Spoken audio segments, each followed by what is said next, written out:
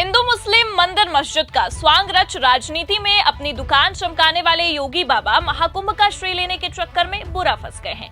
बाबा ने जिस नाविक को 30 करोड़ कमाने का दावा किया था, असल में वो व्यक्ति एक बड़ा अपराधी निकला है। ऐसे में योगी बाबा का बड़ा ब्लंडर सामने आया है। पूरी कहानी सामने आने के बाद योगी बाबा एक्सपोज हो गए हैं। तो वहीं दूसरी ओर गोदी मीडिया का असली चेहरा एक बार फिर से उजागर हुआ है। कैसे योगी बाबा इस पूरे मामले में बुरा फंसते नजर आ रहे हैं और गोदी मीडिया ने योगी को खुश करने के लिए क्या कुछ लिख डाला है, यह हम आपको अपने इस रिपोर्ट में बताएंगे। साथ ही इस पर भी चर्चा करेंगे कि कैसे एक अपराधी को हीरो बताने की कोशिश की जा रही है।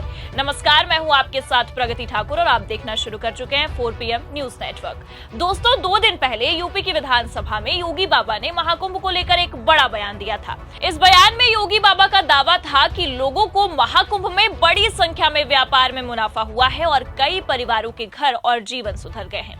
विधानसभा में योगी बाबा ने महाकुंभ में पिंटू महरा नाम के एक नाविक परिवार का जिक्र किया था कि इस परिवार ने महाकुंभ में 30 करोड़ रुपए कमाए हैं। ये मामला कितना सच्चा और कितना झूठा था, इसका फैक्ट हम आगे चेक करें कि इससे पहले योगी बाबा का विधानसभा में दिया गया बयान आप सुन लीजिए।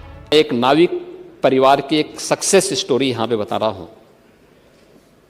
ये नाविक परिवार जिनके पास 130 नौकाएं थी, 45 दिनों की अवधि में इन लोगों ने शुद्ध बचत की है 30 करोड़ रुपए की।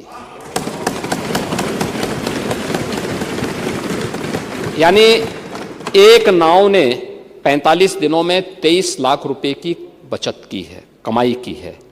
प्रतिदिन के अगर आप उनकी बचत देखेंगे तो यह लगभग 50 से लेके 52,000 पर डे की उनकी इनकम थी एक नाव की। इसमें योगी बाबा ने दावा किया, आपने सुना। अब इस परिवार की पूरी हकीकत जान लीजिए। दरअसल ये परिवार प्रयागराज के महाकुंभ में नावों के जरिए लोगों को स्नान, ध्यान और पुण्य अर्जन करा रहा था। मीडिया रिपोर्ट्स के अनुसार मुख्यमंत्री योगी आदित्यनाथ ने जिस नाविक के संयुक्त परिवार की चर्चा की, वो महाकुंभ नगर क्षेत्र में ही निवास करता है। ये लगभग 100 लोगों की ज्वाइंट फैमिली है। एनबीटी की एक रिपोर्ट में दावा किया गया है कि पिंटू महरा ने बताया कि महाकुंभ नगर क्षेत्र जैसे ही बसना शुरू हुआ, उन्होंने अपने अनुभव के आधार पर अपनी तैयारी शुरू कर ली। भगवान राम से आस्था रखने वाला उनका परिवार पूर्ण सेवा भाव के साथ पिछले 4 महीने से अनवरत रूप से महाकुंभ नगर क्षेत्र में डटा हुआ था। नाविक का अनुभव और परिवार वालों, मित्रों के साथ सहयोग के आधार पर महाकुंभ में अपने परंपरागत व्यवसाय को बढ़ाया गया। 10 नावों के बेड़े में 70 नई नाव को जोड़ा। परिवार के अन्य सदस्यों ने भी साथ दिया। महारा परिवार का संयुक्त कारोबार एक बड़ा ग्रुप बनकर त्रिवेणी क्षेत्र में अपने परंपरागत व्यवसाय को नया आधार दिया गया। करीब 140 नाव के साथ 12 मोटर बोट को भी जोड़ा गया। बहनोई संतोष साहनी ने भी 10 नाव जोड़ी। कुल मिलाकर प्रतिदिन 120 से 130 नावों का आना जाना तय हुआ। सभी नावों पर 2 नाविकों को भी रोजगार मिला। इस हिसाब से उन्होंने लगभग 300 लोगों को स्वयं के व्यवसाय से रोजगार दे दिया। इन नाविकों की भी अच्छी कमाई हुई। मीडिया रिपोर्ट्स के अनुसार पिंटू महरा सुबह 4 बजे से रात 12 बजे तक अनिवार्य रूप से श्रद्धालुओं, स्नानार्थियों की सेवा में लगे रहे। उनका महाकुंभ में अनुभव भी बहुत लगा रहा। मीडिया रिपोर्ट्स के अनुसार पिंटू महरा बताते हैं कि देश के हर कोने से लोग आए। जहां बड़े महानगरों दिल्ली, गुजरात, मुंबई, चेन्नई से लोग आए, वहीं बिहार, झारखंड, छत्तीसगढ़, मध्य प्रदेश से श्रद्धालुओं का तांता लगा रहा। और पिंटू महरा बताते ये भी है कि आगामी माघ मेला 2026 को देखते हुए भी उनकी तैयारी रहेगी और अभी प्रशासनिक मानक के अनुसार वो अपनी नाव को संगम क्षेत्र में सेवा भाव से चलवाते रहेंगे। महाकुंभ 2025 का जिस तरह से आगाज हुआ, ये संगम क्षेत्र से जुड़े हुए नाविकों के लिए नहीं बल्कि छोटे मोटे व्यवसाय को लेकर बड़े व्यवसाय से जुड़े सभी तबके के लोगों के लिए अमृत स्वरूप वरदान साबित हुआ, जो अनवरत रूप से आगे चलता रहेगा। ये सारी बातें तमाम मीडिया रिपोर्ट्स में छापी गई। कुछ ने तो हद ही पार कर दी, जैसे कि कुछ मीडिया रिपोर्ट्स में यहाँ तक दावा किया गया कि पिंटू महरा ने नावों को तैयार कराने के लिए अपने घर के जेवर और गहने भी बेच दिए थे। अब आपको बता दें कि सीएम योगी आदित्यनाथ के बयान के बाद पूरी गोदी मीडिया इसी पर लगी थी कि कितना गुणगान छाप दिया जाए, लेकिन अगर हम देखें तो पीछे की कहानी कुछ और ही थी। इसका खुलासा अमर उजाला की एक रिपोर्ट में हुआ। आप देखिए अमर उजाला ने अपनी इस रिपोर्ट में क्या लिखा है। शीर्षक देखिए, साफ लिखा हुआ है, नैनी थाने का हिस्ट्री शीटर है पिंटू महरा, हत्या समेत कई संगीन मुकदमे में जा चुका है जेल।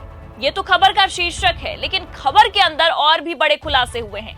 खबर के अंदर लिखा है कि पिंटू अरैल निवासी बच्चा महरा का तीसरे नंबर का बेटा है। उसके पिता बच्चा पर कई मुकदमे दर्ज थे और जेल में निरुद्ध रहते हुए इलाज के दौरान उसकी मौत हुई थी।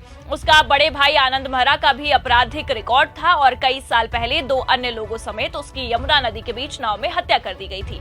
पिंटू से बड़ा अरविंद महरा भी नैनी थाने का हिस्ट्री शीटर है। पिंटू पर 1 दर्जन से ज्यादा मुकदमे दर्ज हैं। इसमें हत्या के प्रयास, बलवा, बमबाजी, फायरिंग समेत अन्य संगीन धाराओं के मुकदमे शामिल हैं। 2009 में नैनी के लोकपुर में हुए सनसनीखेज दोहरे हत्याकांड में भी वो अपने भाई अरविंद व परिवार के 2 अन्य युवकों समेत नामजद हुआ और गिरफ्तार कर जेल भी भेजा गया।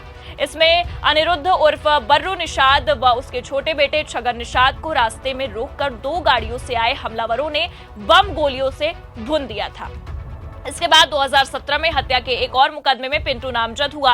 बर्रू हत्याकांड का वादी उसके बेटे गगन निषाद पर 2017 में बम गोलियों से हमला हुआ। इसमें कुल 3 लोग जख्मी हुए, जिनमें से एक की मौत हो गई थी।